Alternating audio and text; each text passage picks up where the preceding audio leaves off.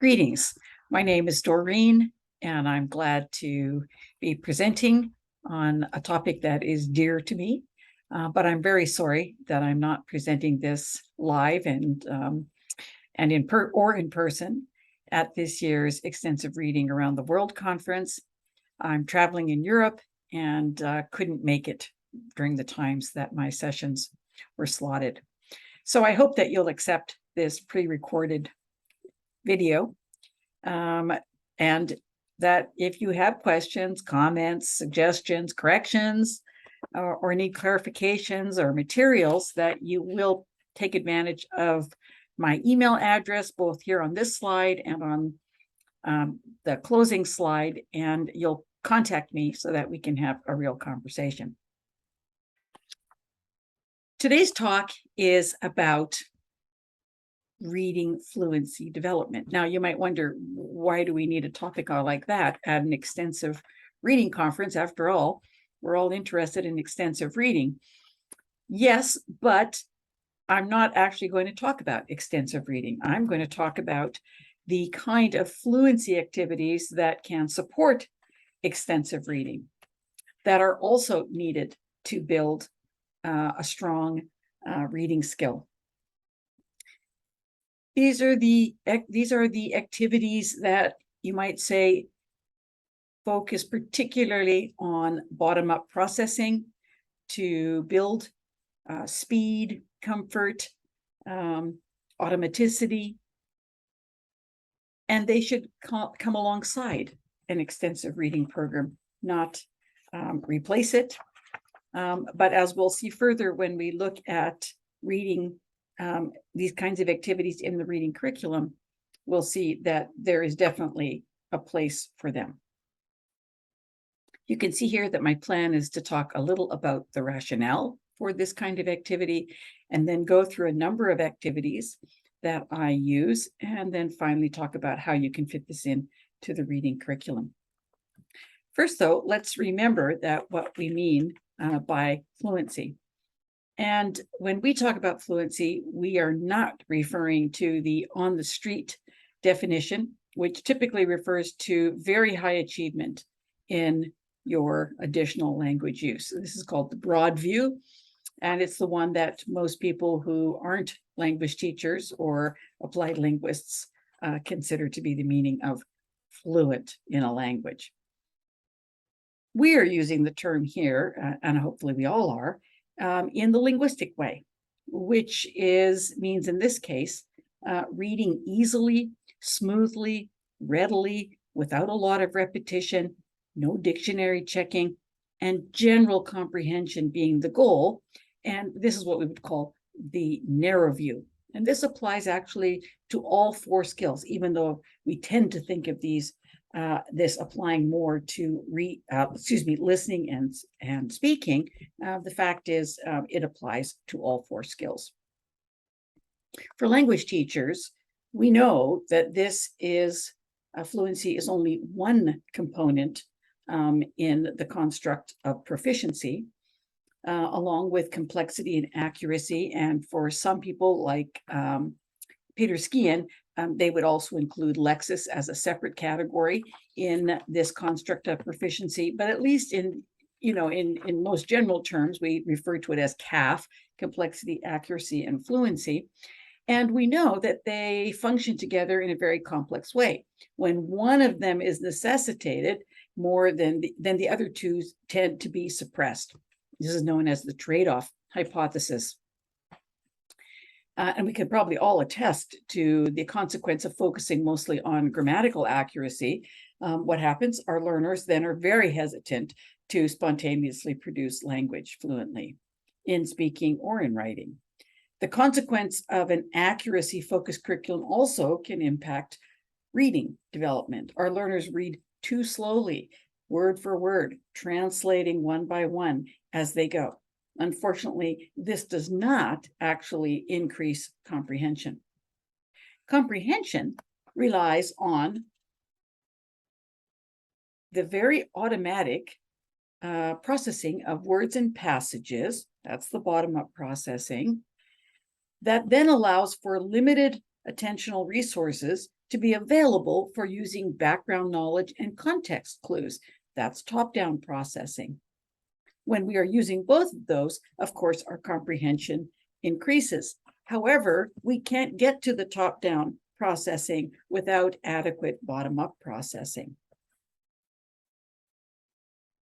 In spite of the benefits of reading fluency, the typical reading course tends to focus on other things.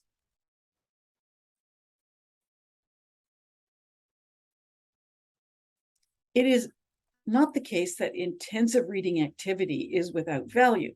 There is a place for this in a reading curriculum too. But the question is it enough? And I would say that no, we need other things in the reading curriculum to give students the full benefit of classroom instruction. What they need is a balanced curriculum.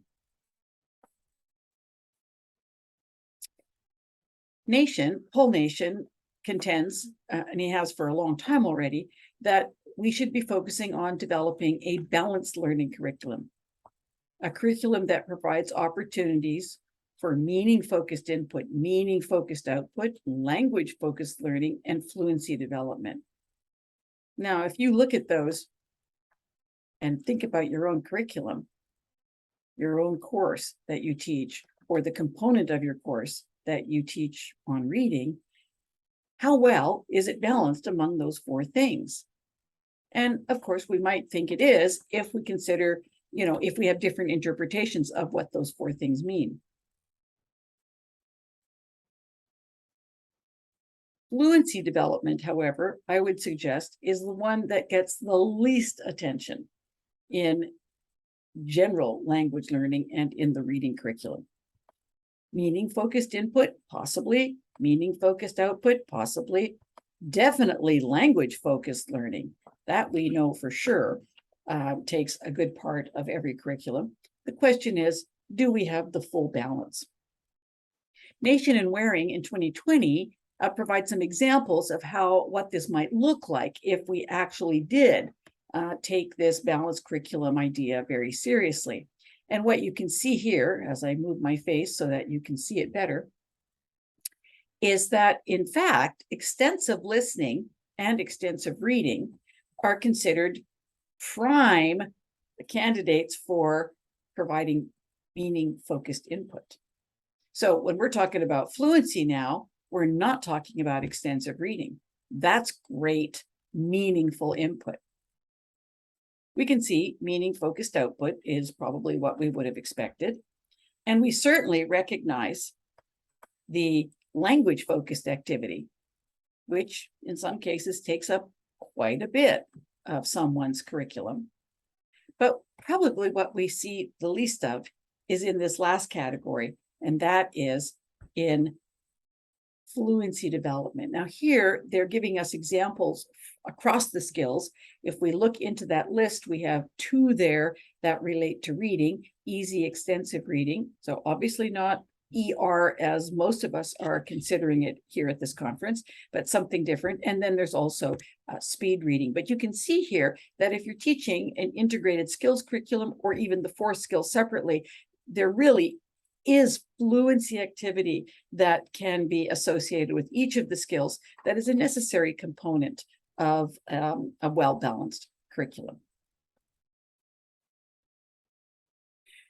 There are criteria for fluency building activities. So as we, look for them, collect them, design them, develop them for our classes, we need to keep these criteria in mind. One, we need to always stay focused on meaning. Okay, we're not just doing complete nonsense or random, bits of language that are of no relevance to the students. It should be familiar because that will ease the, again, the attentional energy to stay focused on moving more quickly and smoothly and not trying to figure out the meanings of things. And then what's different is that we'll use time constraints and repetition. Now, time constraints and repetition might seem a little surprising because we have often thought of those as related to outdated methods like the audiolingual approach, but this is far from it. Time constraints and repetition simply mean more opportunity to practice under some kind of pressure, but as long as we keep the focus on meaning and use familiar content and change that content, right? It's not, banal repetition, then we will not be in danger of moving into an audiolingual curriculum. Notice also that Nation Waring gives some suggestions on how much we should do of this. And it's just a component, and you can never do too much of this at one time, because in fact, it would get boring, it would get too repetitive, and actually it can be quite exhausting. So it is a component, it needs to come in at a certain amount of time. But if we keep it sort of, intermittently, regularly in the curriculum, and we provide variety in the kinds of fluency activities we engage the students in, we can, avoid some of the pitfalls of, unnecessary or meaningless repetition.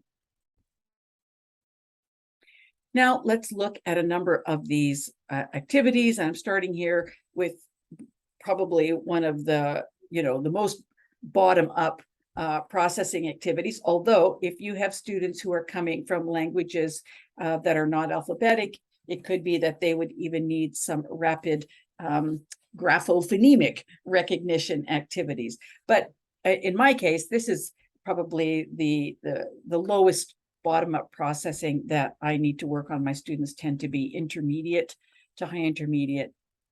You'll have to, and they're university bound. So you can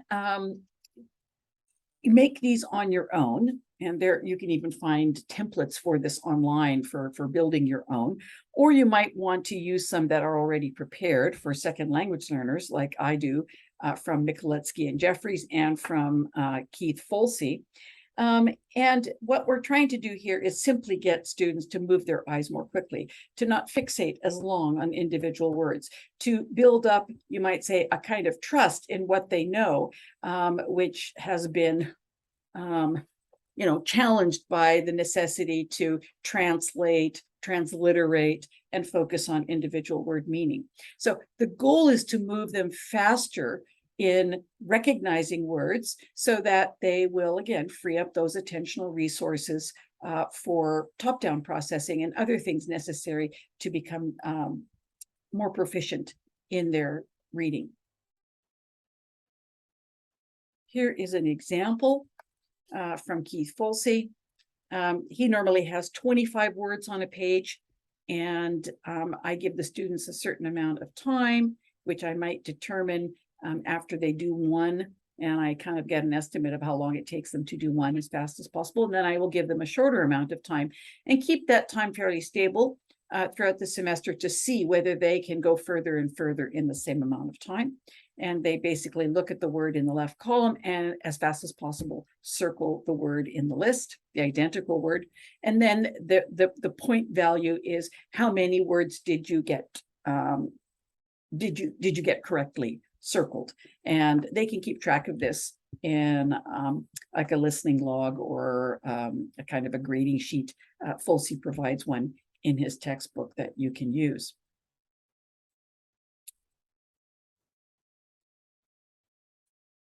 I have to remind students, these aren't tests. It's practice. It's boot camp for reading more efficiently and effectively. So, these don't count as grades in the sense of, whether they got 25 out of 25 or 10 out of 25.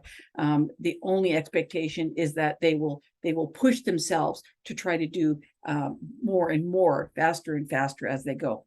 I typically do 4 of these in a class, interspersed with another reading fluency activity, just so that they can rest their eyes from this kind of rapid activity. And over the stretch of these 4, there's almost always improvement.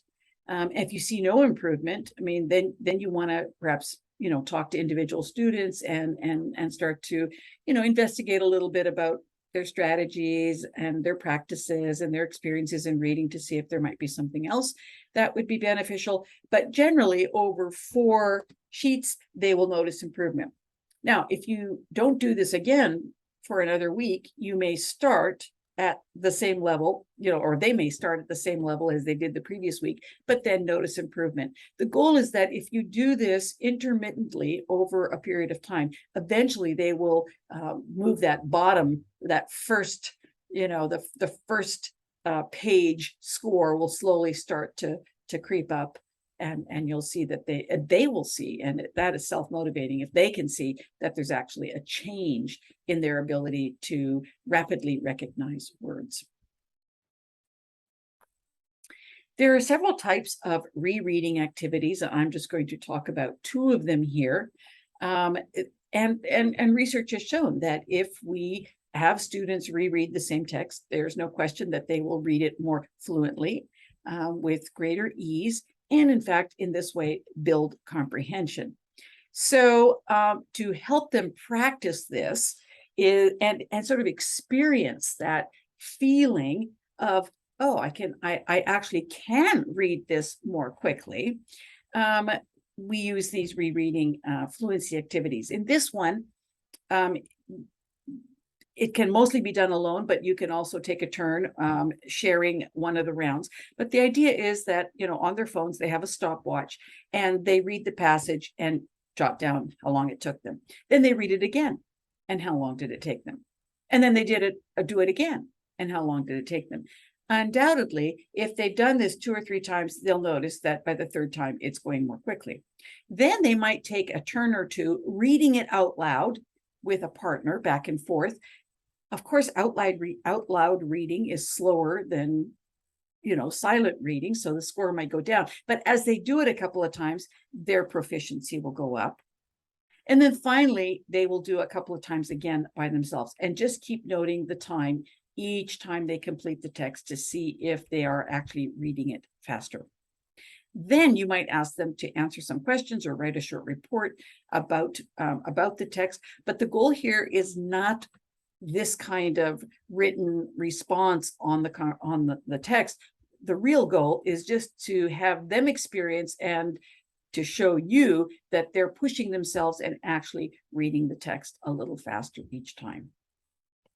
Reading type 2 is quite similar. Here the student works alone, and you actually set a goal of how long it should take them to read the text to meet a particular criterion. So for example, if we generally have a goal that we would like our students to be reading at least 200 words per minute as they go into their college coursework, and we find, as I do, that many of the students, even a semester before, are still reading around the 100 words per minute level, then I might give them a text of, however many words. Here it suggests 200, it could be, 400, and actually ask them to read it in 1 minute and 30 seconds, or whatever would lead them to, let's say, 130 words per minute as opposed to 100 words per minute. And then they simply have to keep track of the time and read the text again and again and again until they actually meet the time that was set as the criterion level. And of course, there can be questions again with the text, which they can review after the reading or between readings. But the goal here is that they are pushing themselves to read faster and faster. Now, having a little check on the comprehension, of course, is there just to make sure that we don't get just skimming of the eyes with no comprehension. That's meaningless. So we do want to keep, them linked together. But the goal again is only 70% comprehension. So we don't expect them to get all of the the questions correct. We want them, and of course the questions can't be, highly detailed. What does this word mean on line 10? They have to be questions that get at the gist, the main events, the main characters, that kind of the big parts of the story. Those are the kind of questions that you need for this. Then I use two types of paced reading. Now, in this one, it's a little bit like the previous one, except here you're not giving them the chance to reread it until they get to a certain score. You give them one chance. You only give them a certain amount of time, and that time includes read the text, answer the questions, going for 70% proficiency again. And this is the kind of text that I also found in Keith Folsey's textbook, interspersed with the rapid word recognition. So we'll do one rapid word recognition and then one of these. Rapid word recognition, another short reading, another, okay? And that's like 4 pairs of those. That takes about, depending on the proficiency of your students, it might take more than 15, 20 minutes. So you have to decide whether you can just do 2 of those in a setting, in one session, or whether you can do all 4 of them. The students, you have to determine the time based on, again, moving them, pushing them towards your goal for reading speed. But of course, give them time to answer questions as well.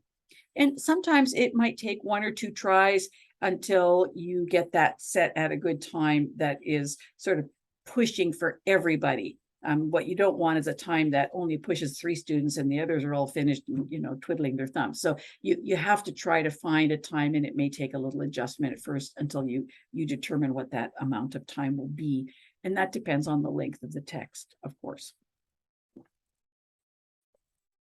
The other type of paced reading that I have used is where you actually mark up a text and push the reader through the text in intervals, even if they haven't read the whole way to the point in the text where you want them to go next. So let me show you the page here. You can, when you get this later, you can, look at the instructions more closely. So here's a text, and I have roughly marked off a certain number of words, roughly equal numbers of words in chunks on the side there with those stars. And, I know the number of words of the text. I know the words per minute I want them to read at. And then I simply put this, I simply, know how much time they have for each one of those chunks. And I'm keeping track for the class. Each person is reading their own copy. And when we get to one of those time boundaries, I make a noise. I might clap my hand. I might rap on the table, might ring a little bell, nothing too dramatic.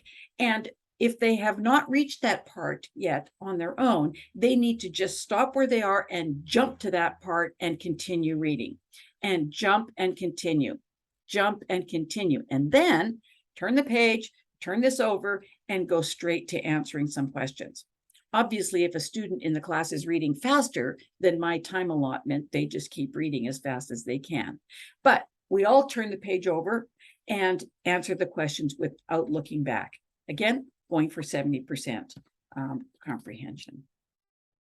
You notice that in each of these, the goal is both to push them to read faster, to show them they can read faster, to show them that they can have pretty good comprehension without knowing every word, and sometimes without reading every word.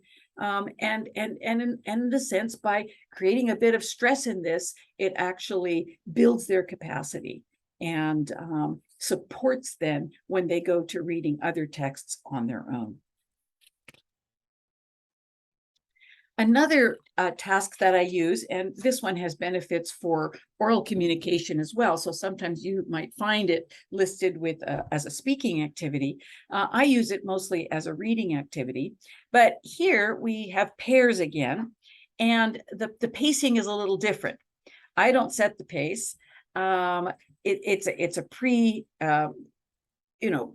pre-design that the students will take turns, one person reading, one person as a timekeeper, and they start at the beginning of a text, and the reader will read 15 seconds, timer says stop, they go back to the beginning, they read 30 seconds, timer says stop, they go back to the beginning, and reader says, and reads 45 seconds, reader says stop. At that point, some parts of that text have been read 3 times. They will be read much more fluently and quickly. Some parts will be 2 times, also faster. The last part will be, new and only read once, but each time they go further and further. And the idea is that if they build up that kind of speed in those early sections, that they will continue to push themselves a bit more in the new section. The pairs switch roles, and the second reader now starts not at the beginning of the text, but the last point that the first reader got to. And so it continues like this, taking turns through the text. Here, what's important is that you just simply set a total time limit, like 15 minutes of this, and then we'll all stop. And then we'll do it again, perhaps next week. I like to use a single ER reader for this, a class set, partly because if everybody's reading the same content, I might be able to use that content for some meaningful output opportunities in the reading curriculum. But it could also be done where 2 readers simply choose a text that they're interested in that is generally at their ER level. You have to have more texts available. You might say more variety available to make that happen, but that could be done as well. So that is called paced oral reading. Then we get to what we probably are more familiar with, just speed reading. And there's different ways to do this, and we're definitely not talking about the Evelyn Wood school of speed reading. What we want here is actually for the students to read the text, all of it, but to push themselves to read as fast as they can. But they are setting their own time constraint. Where my time constraint comes in is after I've seen what they do on their own for probably 4 texts in one session, then I can look at that and I can make suggestions about how they might try to push themselves or slow down in a subsequent session. And of course, that depends on whether they achieved a 70% accuracy in the questions that follow each text. So here, you read a text, note the time it took you to read, do not look at the text, answer questions, go on to the next text, and do several of those in a row. When I see students turning in texts that show that they're reading, at 80 words per minute, but they got 100% correct on the questions, then I feel quite confident to say, you need to read faster because you need to make some mistakes. Now, of course, most students have never heard that before, but again, I always am trying and explaining to them, why are we doing this? We're doing this to build up that sort of automaticity, the speed that is necessary to make it flowing, that actually contributes, that actually builds comprehension, because it frees up attentional resources to, make connections at that higher level. So I have students, write this down, keep track of their answers and what their words per minute are and how many they got correct. And then I give them feedback from time to time. There are different materials available that are ready to go for this. You can see here, it's in the reference list, Sonia Millett on Paul Nation's website in his university in New Zealand. There are free materials that you can use. There are a series of books on reading fluency that actually are speed reading texts. They're somewhat leveled. And again, there are other ways to even build your own sets of materials. Of course, if you move from from something easy to difficult to easy to difficult, you're going to get a very different kind of reading speed. So it's very important that the texts themselves are pretty much at the same reading level and length, so that you can actually do something comparative across them. And the last is easy ER. Well, if we're not talking about extensive reading, which I'm assuming most people know a fair bit about, we're talking about something that is way lower than what somebody's level is. in extensive reading. And of course, there are many ways to find out what your level is. And when you do that, then for this activity, you would bring books to the class or online, as the case may be, that are maybe 2 levels lower. And what's interesting, and of course, advanced learners might sometimes say, oh, I need to be working on much more difficult texts. It's interesting that there is research that indicates that it's the volume of reading that is so critical to build up automaticity, even with the most frequent words. Many students do not have that kind of rapid word recognition that can turn them into much more skilled readers. And it shows that advanced learners who read slightly more difficult texts tend to read less, and they read more slowly. So when those advanced learners choose really easy texts, they read really fast, and it actually gets way more English or language into their brains, which is what we want generally for implicit learning of language. So how does this all work in a curriculum? Again, Nation and Waring provide kind of an example of time frequency and different activities, but they're doing this for all the skills. I've highlighted in yellow the ones that relate to reading. The one that actually has the red font, I put in there myself because, again, I think that a meaningful activity for output can be talking about the reading, like if we all are reading one extensive reading together as a class set. But what I'm focusing on today is none of that other stuff. It's just this lower category right here, which is the fluency activity. Notice 25%. Think about that. How much of that is going on in your curriculum? So what it looks like in my curriculum is that, of course, I give precedence to extensive reading early in the course, and I'll use all that 50% if that's the meaningful input, but I will use a lot of time to train students in the classroom in reading and enjoying and selecting extensive reading materials. So that's going to get covered first before I add any of the fluency building activities, because I generally want them to be proficient in extensive reading so that they can take that entire activity out of the classroom and do it as homework.